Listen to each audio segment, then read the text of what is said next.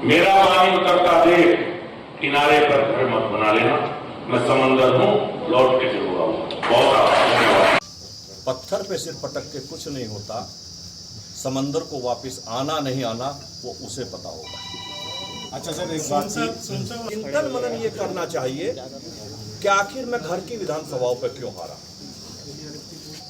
Party के अगर वो समर्पित कार्यकर्ता है तो हम कार्यकर्ताओं का एक फोरम होता है। अगर किसी ने कोई गलती करी है और किसी की कोई शिकायत हमें एक दूसरे से है तो हम अपनी पार्टी फोरम पे बात रखेंगे। पार्टी का हमारा प्रदेश नेतृत्व है, हमारा राष्ट्रीय नेतृत्व है, हम अपनी बात वहां रखेंगे, ना कि मीडिया के सामने रखेंगे।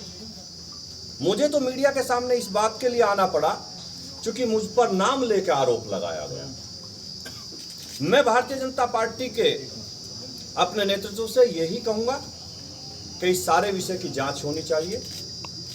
मैं भी 2022 में चुनाव हारा था। कारण क्या है मैं कुछ नहीं कहूंगा, लेकिन मैंने पार्टी को अपनी बात बताई और पार्टी ने उसकी जांच की होगी या कर रही होगी। मैंने कभी भी मीडिया के सामने हार का ठीकरा किसी के सिर पर नहीं फोड़ा आके। मैं संजीव बालियान जी को भी यही सलाह देना चाहता हूं कि पार्टी के कार्यकर्ता के तरीके से आप अपनी बात रखिए, पार्टी फोरम पर रखिए, मीडिया के सामने मत रखिए, क्योंकि हम घर की लड़ाई बाहर नहीं ले जा सकते।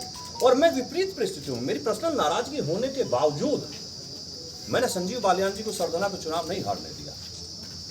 मैंने इतनी मेहनत करी, कार्यकर्ता लगने के लिए तैयार नहीं थे। चुनाव के दिन आपकी जानकारी के लिए मैं बता दूं, जो हमारी पार्टी के बस्ते गए वो भाजपा के बूथ अध्यक्ष से लेकर सपा के बूथ अध्यक्षों को दिए गए। लेकिन उस परिस्थिति में भी हम लोगों ने भारतीय जनता पार्टी को चुनाव जिताया। हर गांव में कोशिश करी कि चुनाव जीता जाए। भारतीय जनता पार्टी का कार्यकर्ता ही चुनाव जिताएगा, ना कि समाजवादी पार्टी का कार्यकर्ता चुनाव जिताएगा। मैं आज आप लोगों के बीच में यही कहने के लिए आया था कि मैं भारतीय जनता पार्टी का समर्थित समर्पित दोनों तरीके का कार्यकर्ता हूं। मैं अपनी पार्टी के लिए दिन रात जी जान से मेहनत करता हूं और वो हमेशा करता हूं। हार जो है भीतरघात की वजह से हुई और विभीषण बताया जा रहा है कि पार्टी के अंदर विभीषण मौजूद है। वो विभीषण किसे कह रहे हैं? अब ये तो आपको संजीव बालियान जी से पूछना पड़ेगा कि वो विभीषण किसे कह रहे हैं। मेरे माँ बाप ने मुझे ऐसे संस्कार नहीं दिए कि मैं किसी के खिलाफ इस तरीके के अनर्गल बात करूं, किसी को शिखंडी कहूं, किसी को विभीषण कहूं। मैं केवल इतना कहना चाहता हूं कि मेरे माँ बाप ने मुझे ऐसे संस्कार दिए हैं कि मैं किसी के बारे में खराब शब्द ना बोलूं। बालियान कह रहा है मेरा पानी उतरते देख किनारे पर अपना घर मत बना लेना, तो लौट कर फिर आऊंगा। क्या कहेंगे?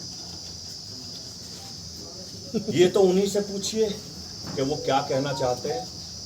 लेकिन पत्थर पे सिर पटक के कुछ नहीं होता, पत्थर पे सिर पटक के कुछ नहीं होता, समंदर को वापस आना नहीं आना वो उसे पता होगा। अच्छा सर, एक बात हाँ, मैं उम्मीद करता हूँ कि कार्रवाई होनी चाहिए थी और आगे भी उम्मीद रखूँगा अपनी पार्टी से कि जो बिल्कुल खुले तौर पर जिन्होंने समाजवादी पार्टी का चुनाव लड़ा है और यहाँ बड़ी पोजीशन लिए हुए हैं और सरकारी सुविधाएं भी ले रहे हैं, तो कृपया करके पार्टी, मेरा निवेदन रहेगा पार्टी इस पर शायद ध्यान देगी और कार्रवाई निश्चित।